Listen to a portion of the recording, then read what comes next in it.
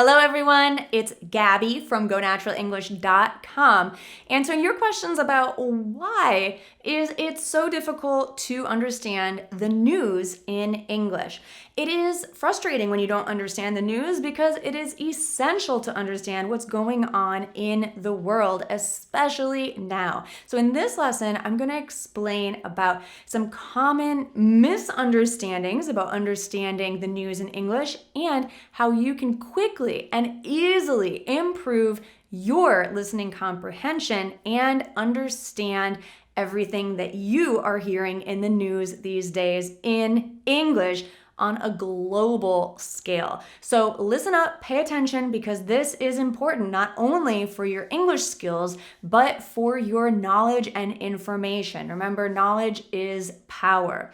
So there are some common misconceptions about why it's difficult to understand the news in English. Many English learners think that newscasters or reporters or the people on the news speak too quickly to understand, but that's actually not true. Most newscasters actually speak more slowly and more clearly than most native English speakers do. Newscasters use less slang and less regional dialects. They tend to use a standard American dialect, and of course, I'm talking about North American newscasters here in English. And so listening to the news in English is not difficult because the newscasters are speaking too quickly.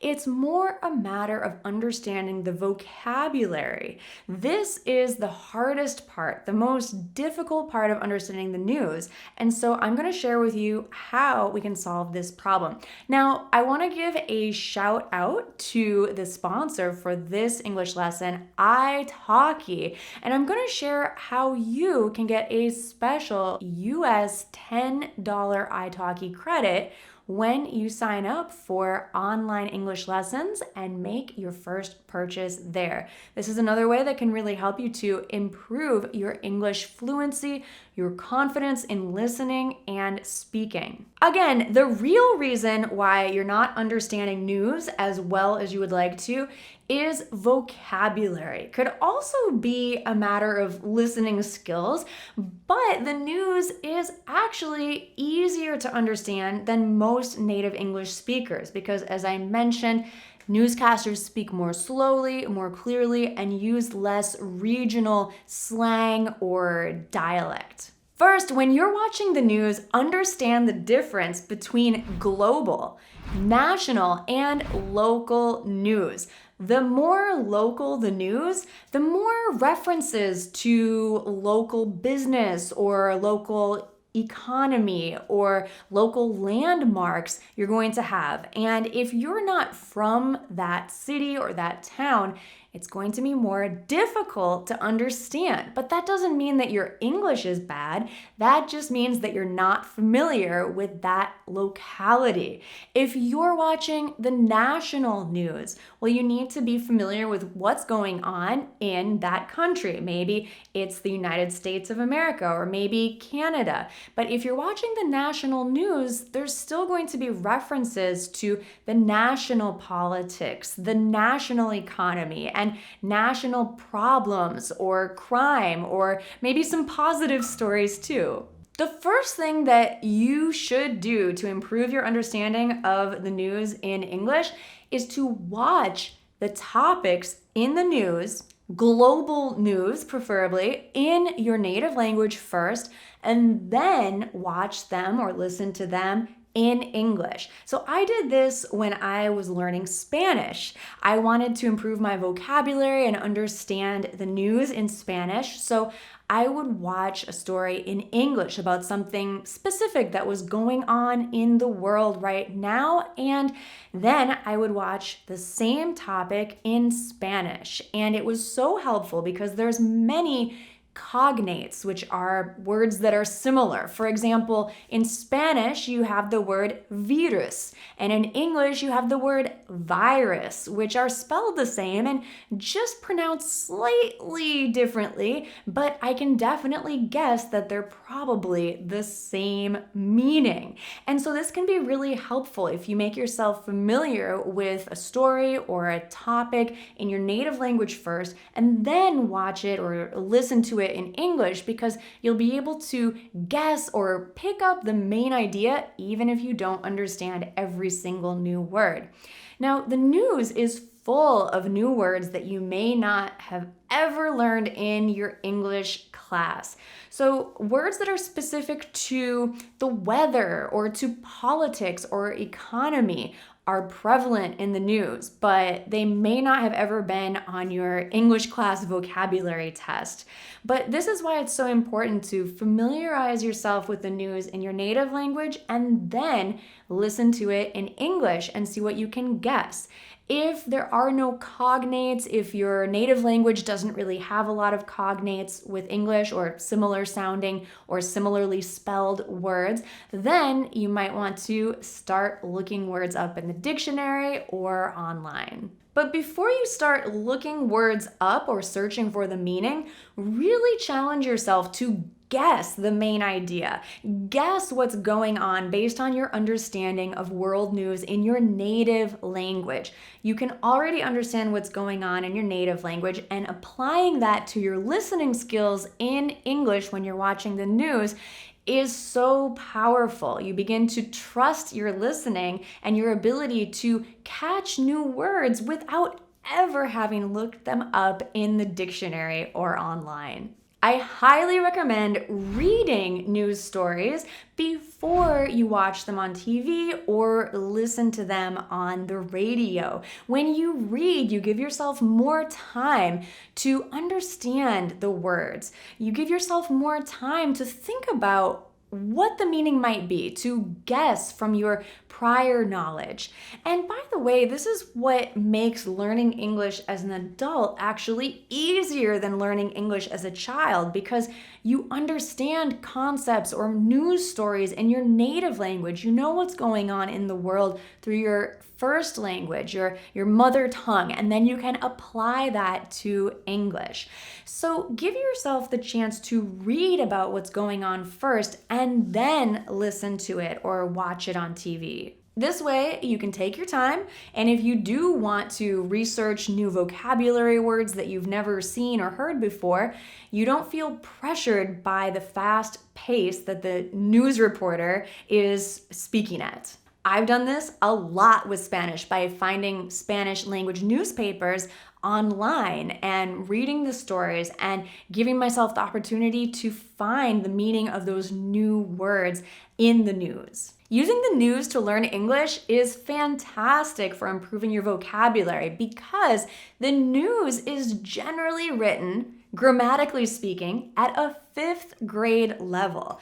That means that most 10-year-olds can understand the grammar in English-speaking news. It's nothing complicated. Yes, of course, occasionally you'll have more advanced, complex structures, but in general, the news reports on what is happening now in the present tense, and it doesn't report on historical facts or stories in the past as much as it talks about what is happening right now in the present moment. However, much of the vocabulary in the news can be advanced or very specific to a certain topic. For example, if you're reading about health or technology or the economy or politics, you're going to find very specific vocabulary related to each of those topics. If it's still difficult after following these tips, reading or watching the news in your native language first and then watching the news in English,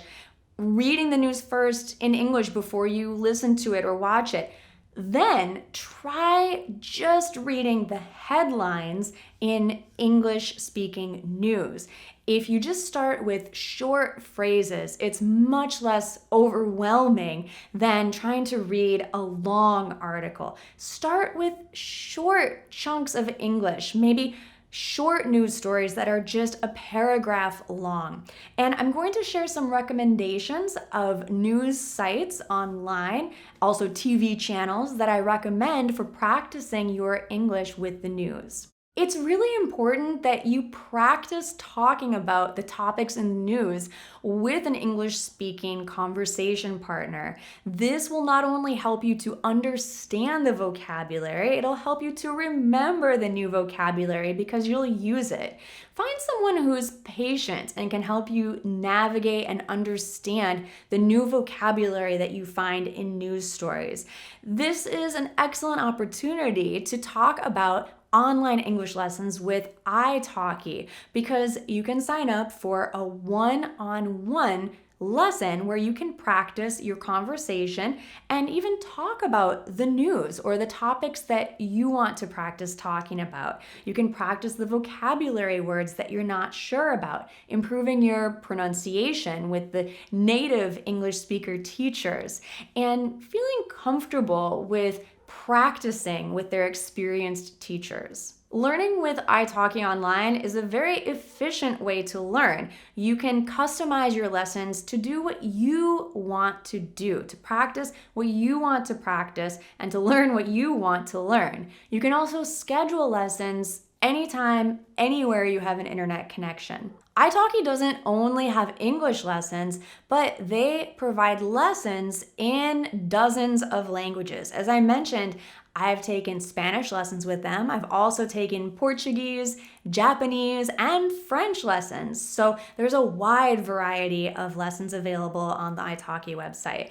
I'm going to share a link with you down below so that you can get that special credit of $10 applied to your account after you make your first purchase. 𝒑𝒊𝒂𝒏 is also a really affordable option. It's about 30% of the cost of most online tutors and a fraction of the cost of other online language apps like Rosetta Stone or school programs where you have to pay thousands of dollars per semester. The really great part about 𝒑𝒊𝒂𝒏 is you can schedule just one lesson, or you could schedule ongoing lessons for as long as you want. So it's as little or as much of a commitment as you want and need. On the 𝒑𝒊𝒂𝒏 website, you can select a teacher based on their ratings, based on the style or subject that they teach, for example, business English or conversational English, and you can also search for teachers based on what country they're from. So if you want to learn more about Canadian culture, for instance, you could search for a teacher from Canada. And I find this super helpful if I'm planning a trip or if I want to learn something specific about a certain country's culture. I can experience that with a teacher at 𝒑𝒊𝒂𝒏. So check it out by clicking on the link in the description, and through that link, you can earn $10 in 𝒑𝒊𝒂𝒏 credit after you purchase your first lesson. This is a really exciting way to learn English online anytime from anywhere, and it can be super helpful for you to practice talking about the news, asking questions if you don't understand something that's happening in the news, and also to ask for different perspectives. What is happening in that teacher's country and how do they view things? What is their opinion and how do people from their culture react to news stories? It can be quite eye-opening and different than simply reading about a topic in the news. So I highly suggest that you try that out. If you have any questions about that, let me know in the comments. Last but not least, be careful where you get your news information. Not all news sources are created equal. I wanted to share some of my suggested resources for reading the news online or tuning in to news programs on TV. I would suggest CNN, NPR, the BBC, and for English learners specifically, VOA News or Voice of America News has news stories for English learners that are shorter and easier to read.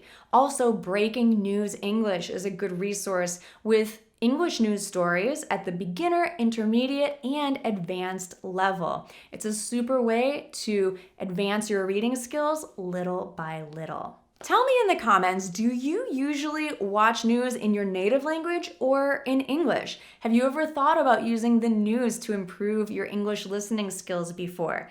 Let me know and I'll look forward to hearing from you. If you enjoy English learning tips, be sure to subscribe here to Go Natural English. And I'll see you next time in next week's video. Bye for now.